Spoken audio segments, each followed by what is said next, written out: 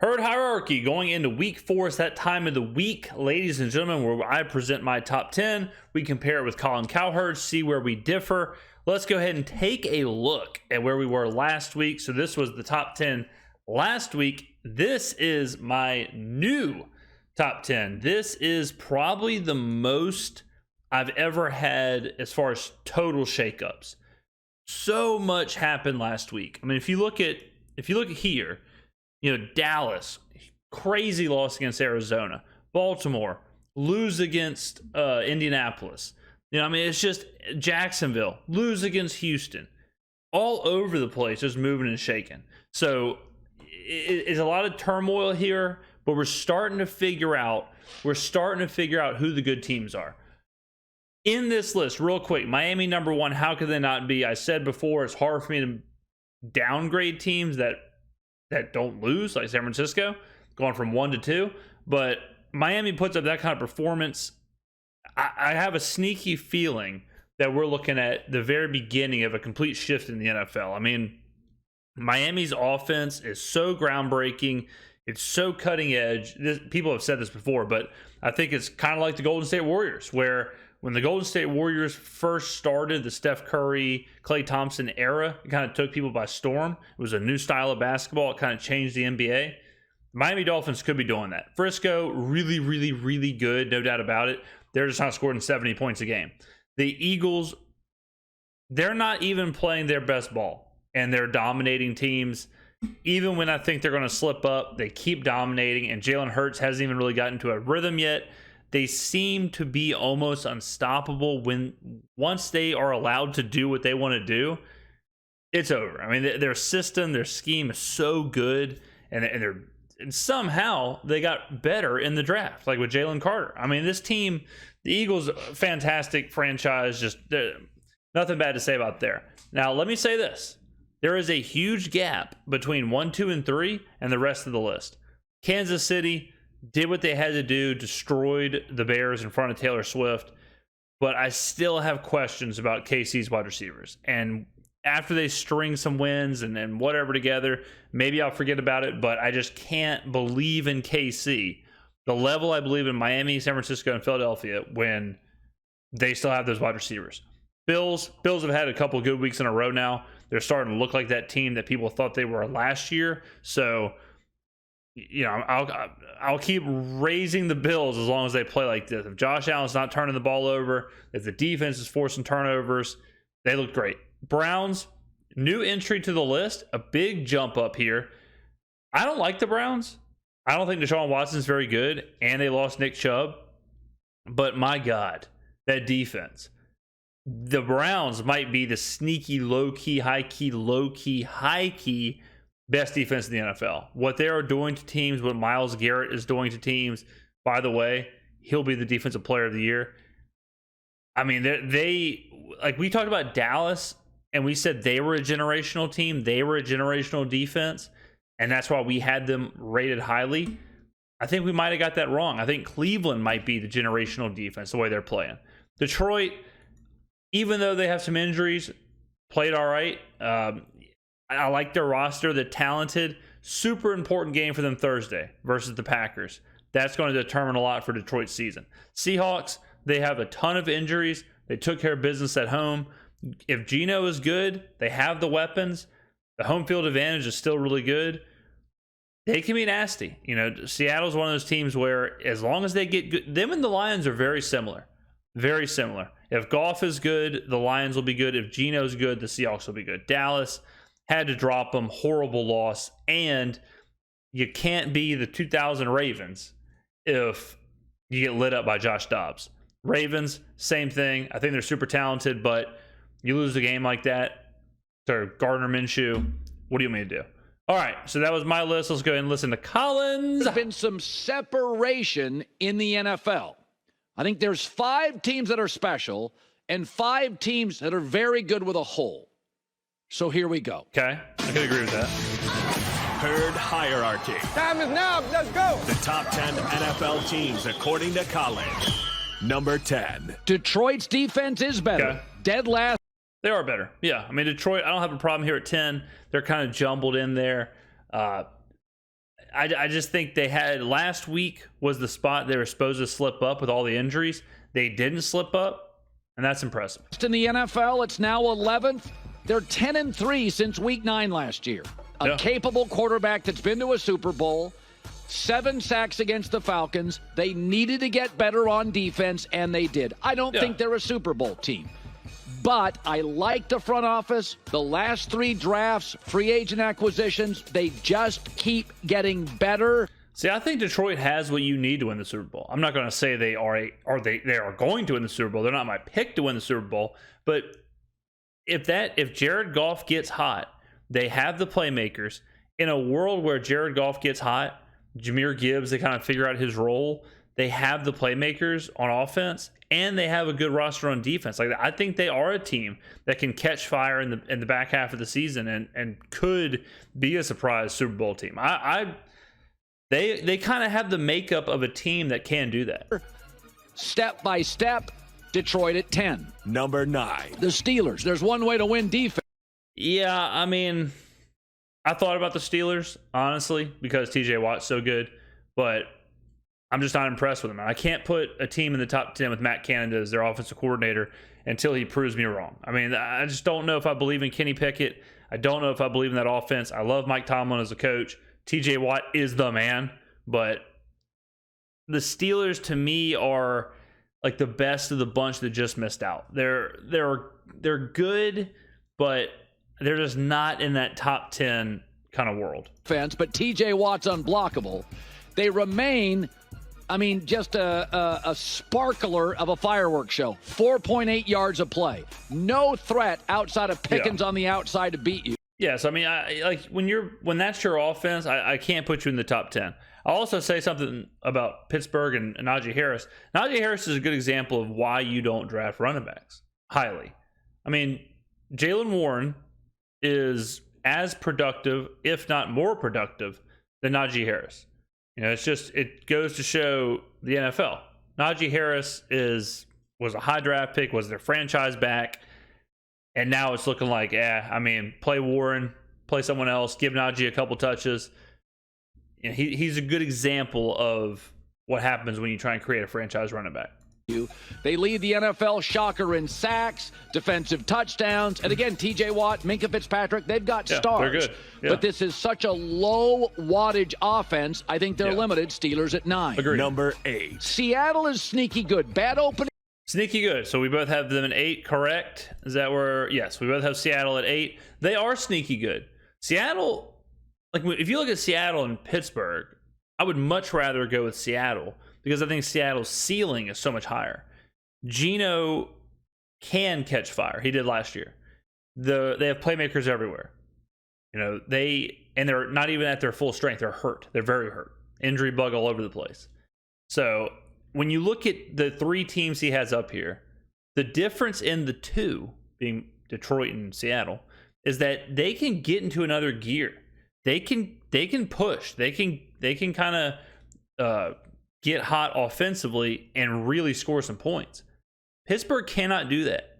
And I don't think you can be a team in the NFL taken seriously if you can't do that. Unless, like we said with Dallas and like we'll say with Cleveland, you have the best defense in the NFL. If you have the best defense in the NFL, okay. But if you have an above average defense, not good enough. Bad opening performance against the Rams. But they're averaging 29 a game. They've given the ball up once, fewest in the NFL. Geno Smith has time to throw, completing 69% of his throws. Now, their defense, they're not generating a consistent pass rush, so you can throw the ball on them, and that's what Stafford did in week 1. They mixed it up and caught him off balance. But I get a good coach. Geno Smith is doing what he does. Yeah. Another good draft class, a young team getting better, Seattle. That's something else, too. I mean, this isn't a Seattle Seahawks video, but I'll give Pete Carroll this. He did, the whole question was Pete or Russell Wilson. Who do you move on from? They moved on from Russell Wilson. Pete is kind of creating this next chapter of the Seahawks franchise. He's not just putting the pieces together kind of, haphazardly. He's building something. This is a young team. They have a new identity. It's not the Legion of Boom. I'm impressed with what Seattle's done in the last couple of years since the Russell Wilson exit. At 8. Number 7. Cleveland. Maybe I have them. Okay, so we're off. We're one off here. Last week, they were unranked for him. Last week, they were unranked for me. He said he might have him low. I think 7 or 6 is fine. Anything higher than that, it's hard to be top 5 if your offense isn't that great. And I've got some real concerns about Deshaun Watson. But they do have some pieces. And then, again, Nick Chubb being out, he is a difference maker. I know I just said the running back thing about Najee Harris, but Nick Chubb is a lot better than Najee Harris. They have capable running backs. They have capable backups, but you lose a player like that, like you do have a ceiling. If Nick Chubb was still there, I could see this team competing for a conference championship, but without him and Watson playing as bad as he's playing, it's hard for me to have them any higher than 6, I would say. Low, but the defense is insane. You know they've only allowed 490 yards through 3 games? That's the lowest since 1970. Yeah. Deshaun Watson's not the same. The lowest since 1970 in a very offensive-driven time. Like, that shows you how good the Browns' defense is. But he can make plays. They lead the NFL in yardage differential, which is something gamblers look at. They've got to get it right offensively, and they will miss Nick Chubb. But this defense, they're going to be in every single game they play. Yeah. They're like Pittsburgh.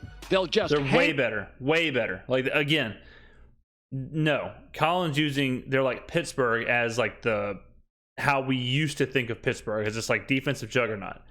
Pittsburgh defense is nowhere near as good as Cleveland's is. Around and steal wins even when the offense is bad. Cleveland at 7. Number 6. Dallas at 6. I think the Trayvon Diggs situation's real. All right, so I dropped Dallas a lot more than Colin did, obviously, because of what I was saying with Cleveland. If Cleveland goes and gets rolled by a bad team and a bad team dominates them offensively, then I'm going to drop Cleveland, because the whole point of me putting them up there is their generational defense. Same thing I've been saying with Dallas.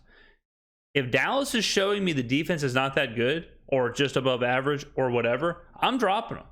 Like, I'm that quick with them because I do not believe in Dak. I do not believe in Mike McCarthy. So they are going to have to dominate defensively.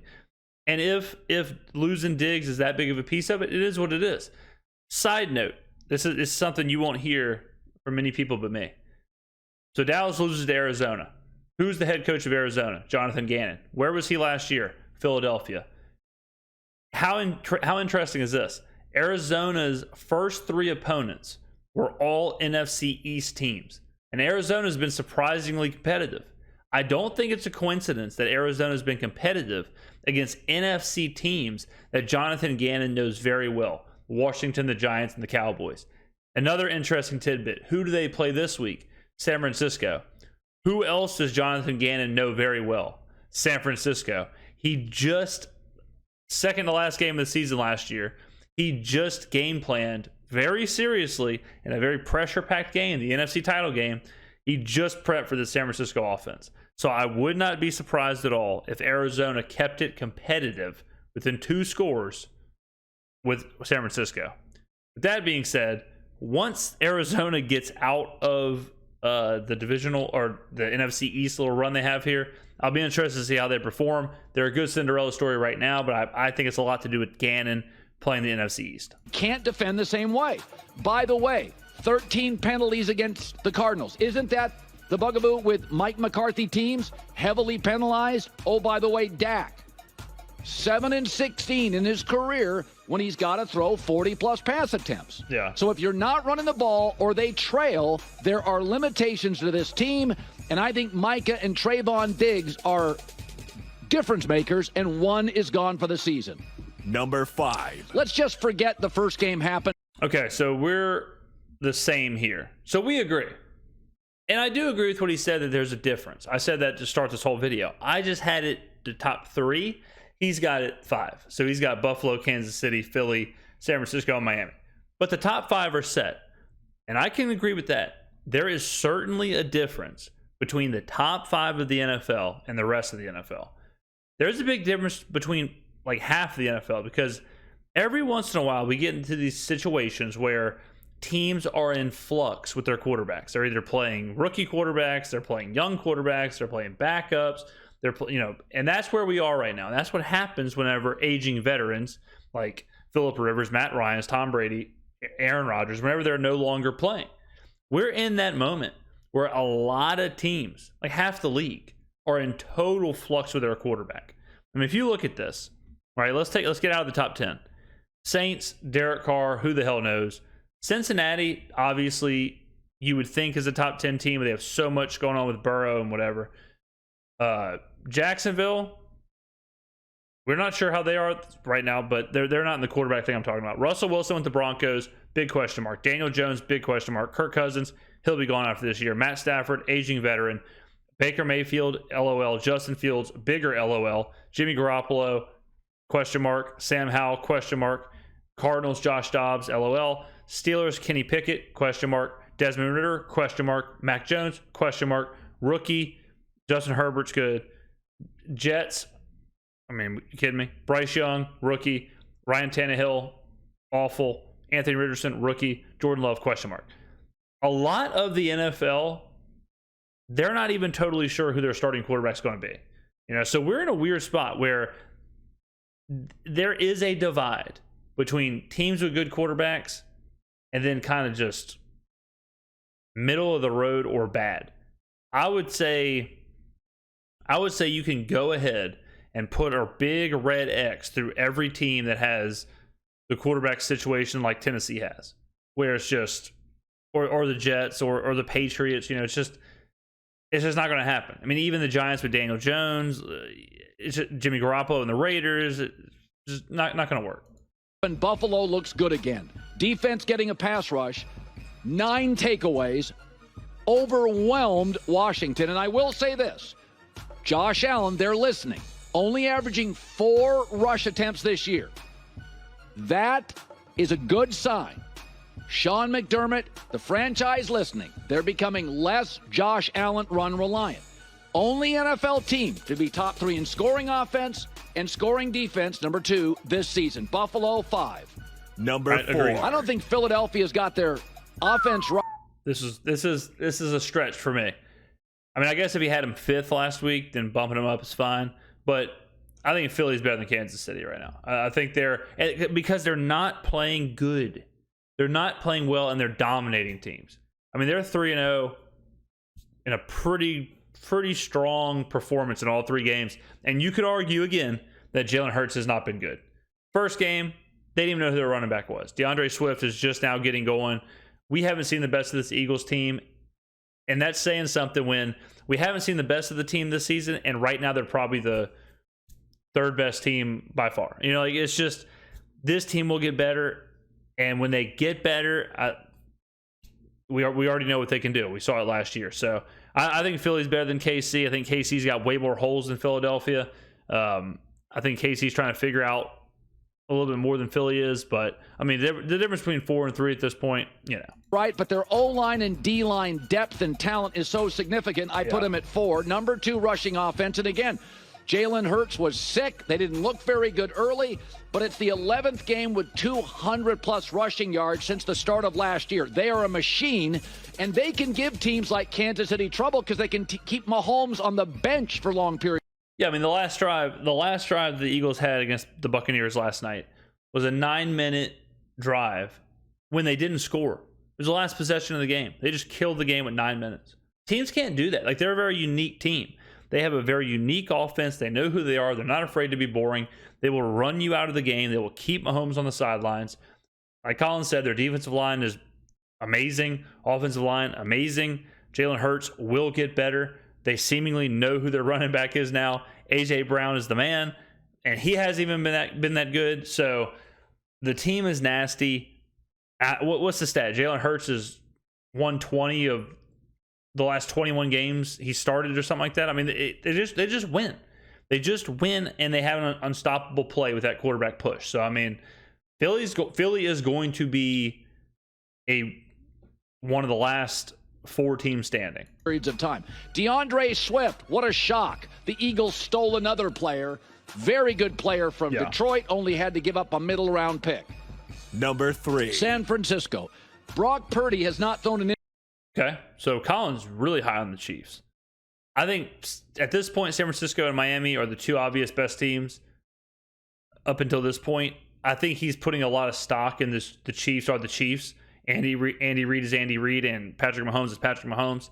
I'm kind of basing this more off of this year, but if Colin's giving the Chiefs that grace, I don't blame him. But I think San Francisco and Miami are by far the 2 most impressive teams this year so far. Interception in 7 straight games, including the playoffs. He doesn't make mistakes.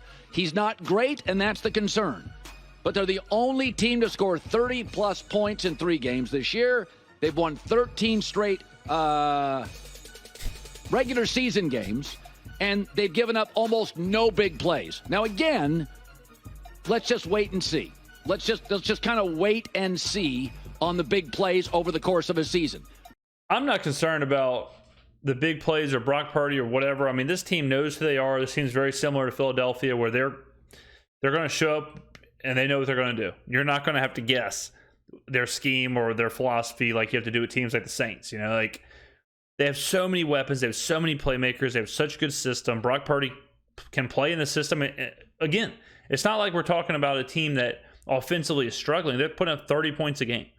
You know, this offense is clicking. You watch them, and they are not struggling to move the ball at all. They can seemingly move it as fast as Miami, and they so many playmakers. I mean, and then defensively, they're good. Like San Francisco they're rolling.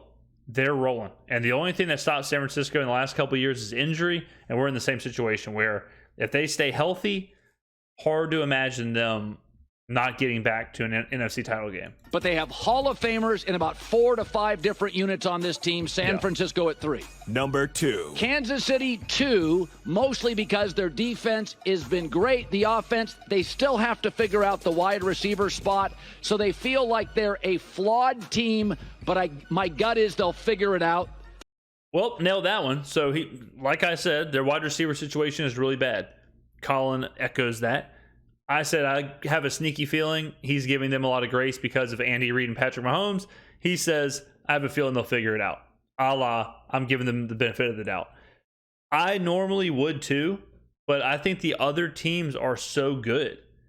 Philly, San Francisco, Miami, you even throw Buffalo in there. Those teams are so good that I don't think you can just rely on Andy Reid and Patrick Mahomes.